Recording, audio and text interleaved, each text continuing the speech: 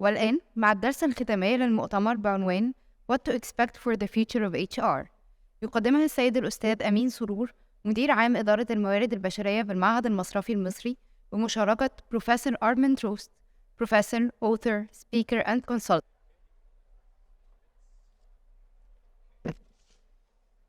Okay, this time I'll try to set my place. So, good afternoon again. Nice to see you again here. I know you all are hungry and waiting for the lunch, so we're going to make it a little bit shorter. We're going to take only 20 minutes trying to shed light on some of the most important points that we haven't tackled yet. We've been moving from VOCA to Barney to AI to how to put people in the center and how to get people accountable for the development and career progression and for the growth to career management and how to help people find their meaning at work and purpose. But I think before going into discussing the future of HR, I would like to tackle some of the most important points since that's the banking industry and one of your favorite topics. What's the role of money in terms of motivation? Or what's the compensation challenge? The meaning of money. That's it's a great starter. Because we all believe that money is a strong motivator, isn't it? Yeah. Do you believe that money is a strong motivator? Okay, so what's the role of money in the workplace? What's the role of incentive? Thanks for this question. This is a very big one. Yeah. And we already had some discussion about this. And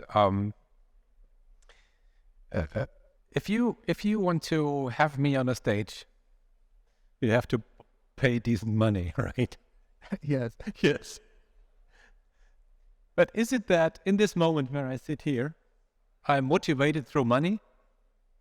And not at all, not a second, Yes. I'm not motivated by money. But whether I do a job or not, that depends on money. Now you might say, what's the difference? The difference is that when we say we are motivated by money, what we actually mean is we are willing to do the job for money.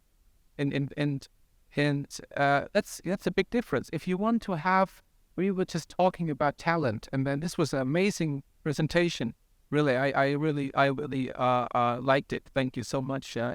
If you want to have very talented people in your organization, you have to pay decent money.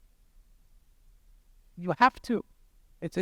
But are these people motivated on a daily basis by money? Depends on the job. In most cases, they aren't. And we do know that when people do very simple tasks, very repetitive tasks, standardized tasks, they can be motivated through money. If you tell somebody, the more apples you collect, the more money you receive, they will work harder. But if you tell somebody who is doing very creative, very complicated tasks, probably in a team, and tell them the faster you work, the better you do, the more money you receive, that will not do the trick. We know this. So it's magic. It's magic. And that might be an answer to this. Yes, because Schultz has never a fabulous presentation about how AI and technology would help. But probably money was working as a motivator when the jobs were repetitive and prescribed. But by time AI is replacing human and repetitive in prescribed jobs. And now we all have complicated and complex creative jobs. And I don't think the money will play a role motivating people and engaging people at the job. But definitely where it would help HR to get the right person, they hire the best talent. But are we ready to pay up for the talent to get money after they?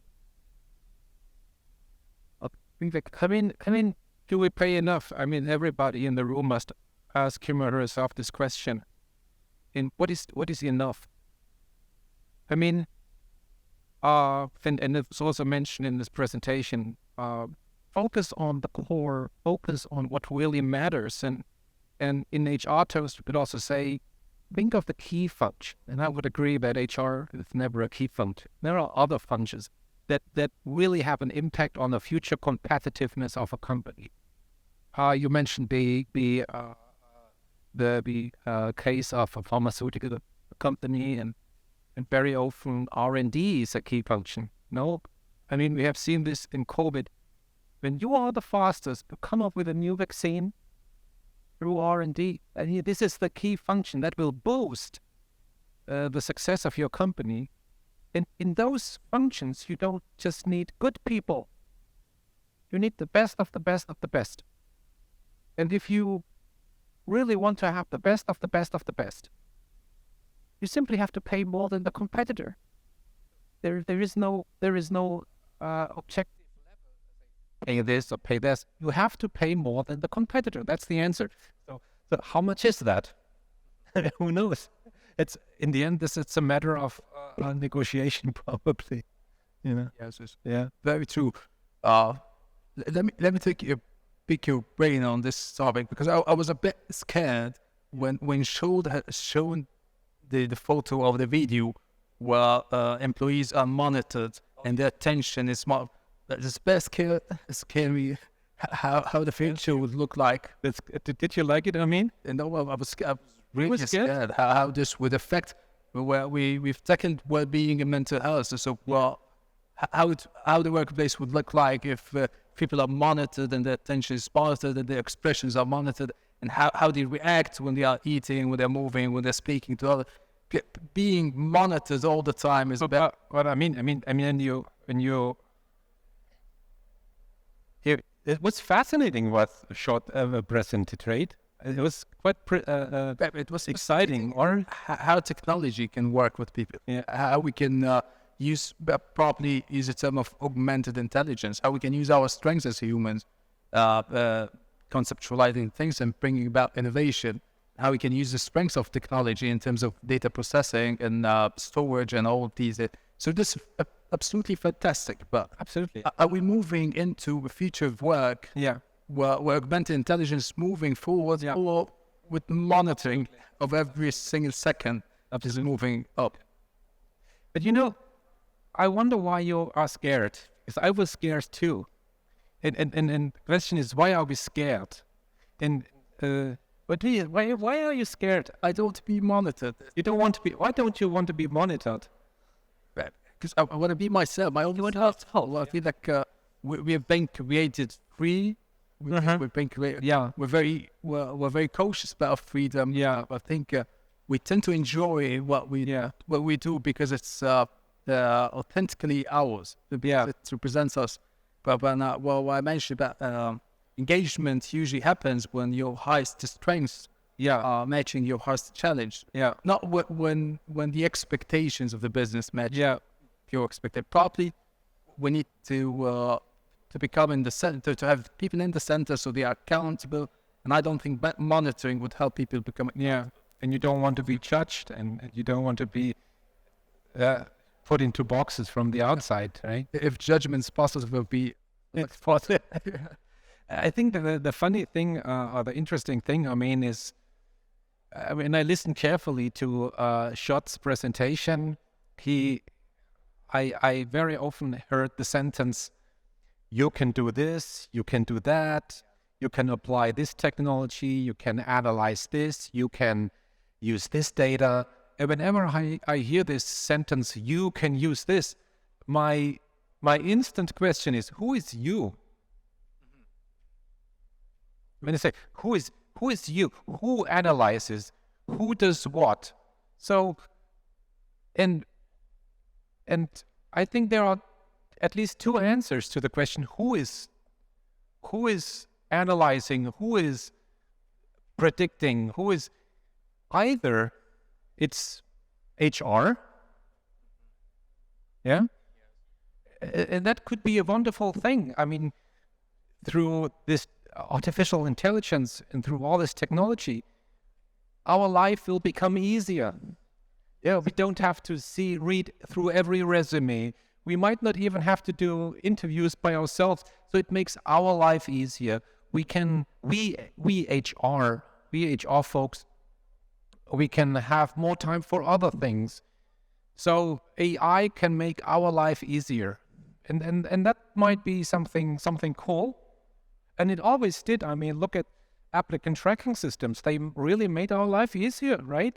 Or, I mean, many things. Or think of payroll technology. We had to calculate the pay slip by hand. So, and the other answer to the question, who is you, are the employees themselves. So I think what I would not like to work in a company where I'm constantly observed, where I'm constantly measured by somebody else, so that they make decision upon me. But I would admire a technology that helps me myself, me as an employee, to do a better job. You know, it's so yeah, and that's what I mean with people-centered enablement. Maybe we should think of artificial intelligence about a technology that can enable people and not just enable HR or whomever. You know, I think this pretty much the vital nerve. This good thought, because it might be helpful if I'm monitored, but I'm receiving the feedback, so I make a decision how to use the feedback or not. That probably is a great difference from being monitored by someone else who is making decisions for me. So probably when we think of technology and monitoring and evaluating and tracking and all of this, but from the employee side, how we can use all the tools or technologies to help the employees make educated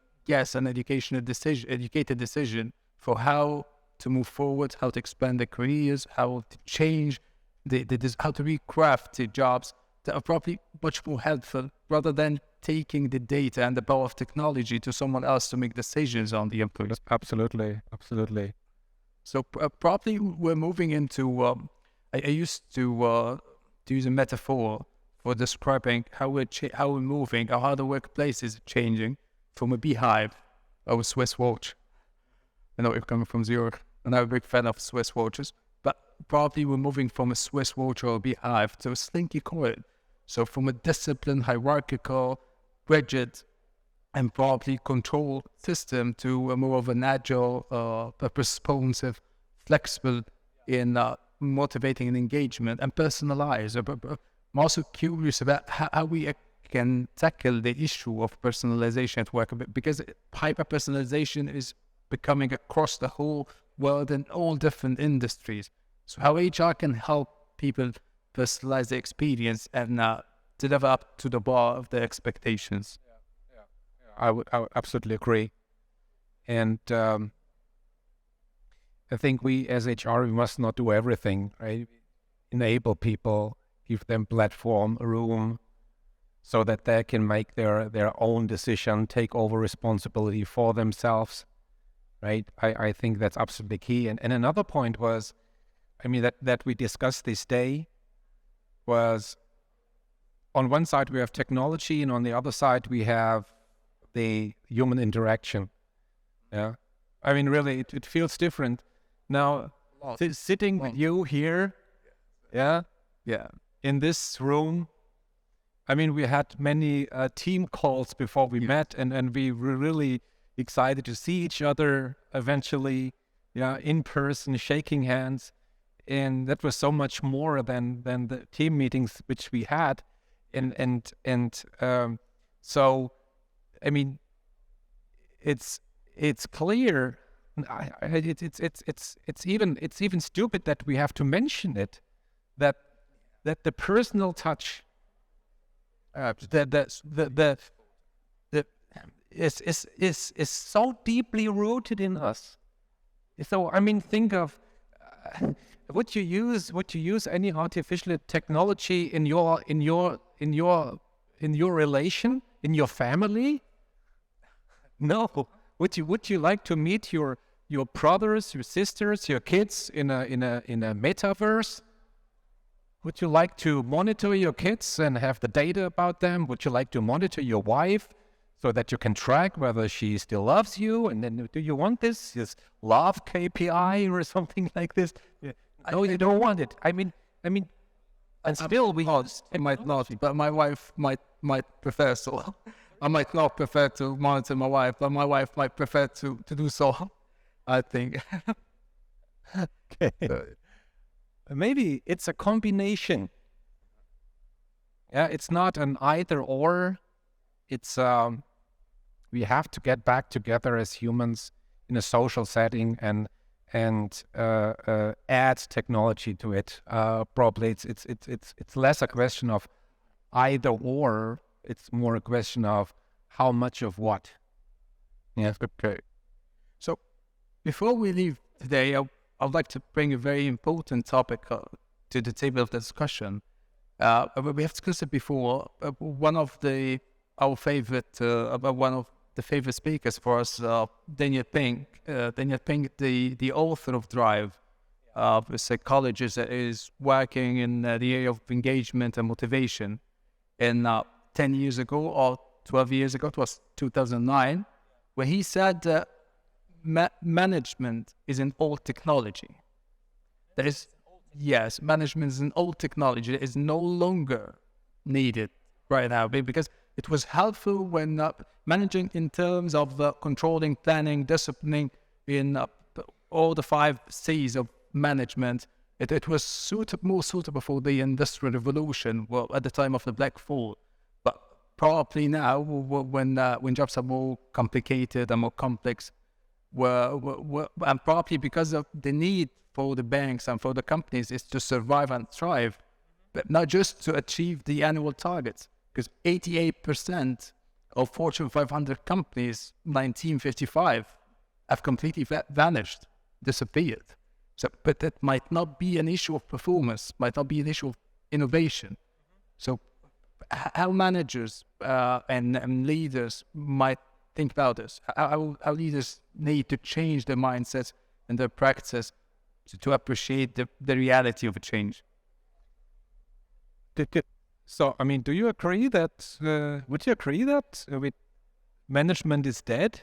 Actually, my thesis in the master's degree is about self-directed teams and organizations without managers. So I can't agree more. Okay. I mean, the question is, what do we understand with management? Yes. And is it,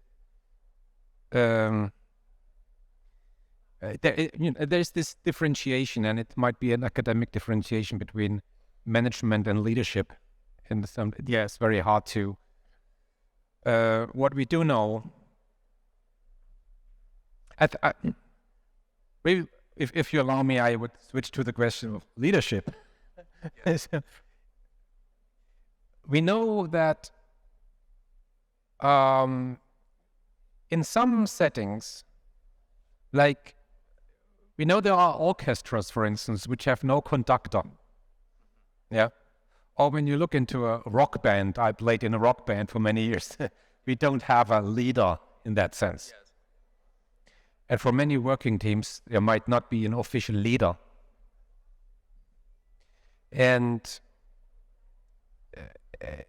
the idea might be that you say, well, okay, you don't need leaders. Because there is the idea that teams can organize themselves. And so I don't believe in that. I mean, the idea of hierarchies is not invented by human beings and was not invented by Peter Drucker.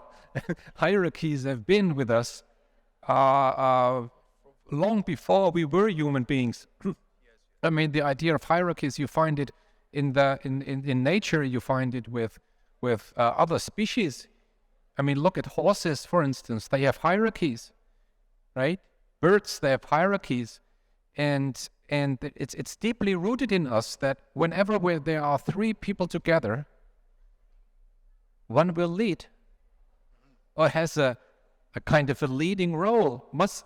So I would agree that sometimes you don't need a leader, but you have leadership. Yes, exactly. And this role can be very dynamic, but there is no social setting that is supposed to deal with complicated matter where you have no leadership.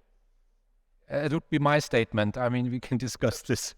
Are we moving into distributive leadership models, like in the football pitch, the leader is the one who is closer to the ball? Maybe distributed or altering leadership that, So a kind of dynamic version of leadership where different types of different members of the team are playing the role of leader whenever they are closer to making a decision or absolutely just their area. So rather than having one manager who's responsible for evaluation, controlling and planning. I mean, Schott showed this. No? You have this formal hierarchy, and then you have these real leaders. And when we agree to the idea that a leader is somebody who has followers, very often leaders are those which are not necessarily the formal leaders, which is fine. Yes. Can we think that this is a growing pattern? So, would that be part of the workplace of the future, like having this a bit? I don't know. I think that we in a complex working setting, and this was also said today. You need more than one brain. You need many brains, like many computers which are socially connected, so that you add all the brain power to be capable to solve complicated problems. And we in those settings, it would be absolutely dangerous and risky to have just one leader, one manager who has all the solutions and does all the thinking, and the other people in the team are just the soldier following on the ideas of the one single leader. That would be catastrophic. We have to have many brains getting together, exchanging ideas, having sometimes painful discussions, wrestling for the best ideas, and then coming up with a solution. That's what we want. And I would agree that in that time, and I said it this morning, that this classic idea of a boss who knows everything, who has the answer to every question and a solution to every problem, that's risky. And that's probably over. What we need are teams where the people are encouraged to think and take over responsibility. So sharing responsibility is probably something that we will want and will want more. And that, of course, requires a different type of leadership. Right? So we have 1 minute left. So give you the floor here. How would you like to conclude our event today? But we had plenty of ideas. So how would you see the next steps for 2023? Or how would you like to elaborate about this? Oh, that's a big question. For 1 minute. The future. It's very hard. It's very hard for us to say.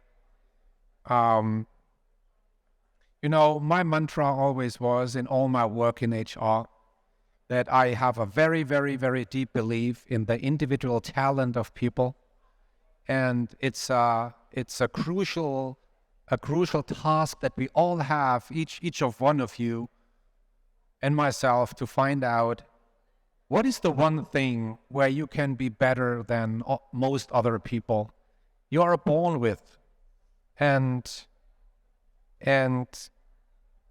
nature does not tell you what your talent is. You have to find it out. And that's a magic task. And those people who find out what their talent is, they are lucky people.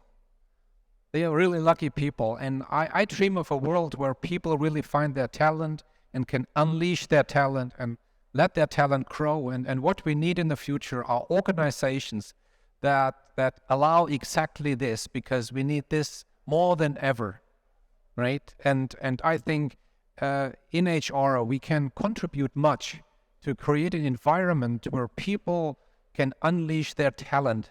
I really hope for this. It's sorry, it might not be the future, but at least it's a hope for the future. I hope you don't mind.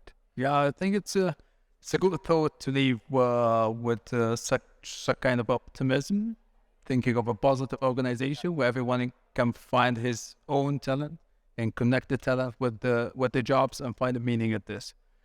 So it was a long day, and I think we had lots of ideas and plenty of insights.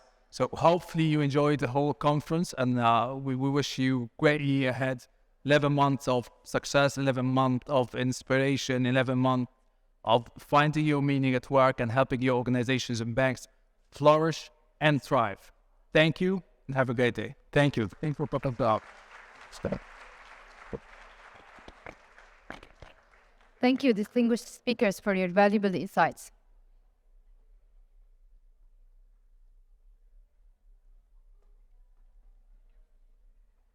السيدات والسادة، نتقدم إليكم بالشكر على حضوركم لمؤتمر المعهد المصرفي المصري Reinventing HR، ونتوجه بجزيل الشكر للمتحدثين الكرام الذين أثروا جلسات المؤتمر بخبراتهم في مختلف الموضوعات. كما نتوجه بجزيل الشكر للبنوك الرعاة على دعمهم للمؤتمر. البنك الأهلي المصري وبنك التعمير والإسكان كبلاتينوم سبونسرز، البنك العربي الإفريقي الدولي كستراتيجيك سبونسر، بنك الكويت الوطني MBK كجروث اند امباكت سبونسر، بنك قطر الوطني الأهلي QNB الأهلي كبيبل انجيجمنت سبونسر، بنك قناة السويس كهيلث اند ويل بينج سبونسر، والمصرف المتحد كإنوفيتور سبونسر. والآن فلتتفضلوا لتناول الغداء. شكرا.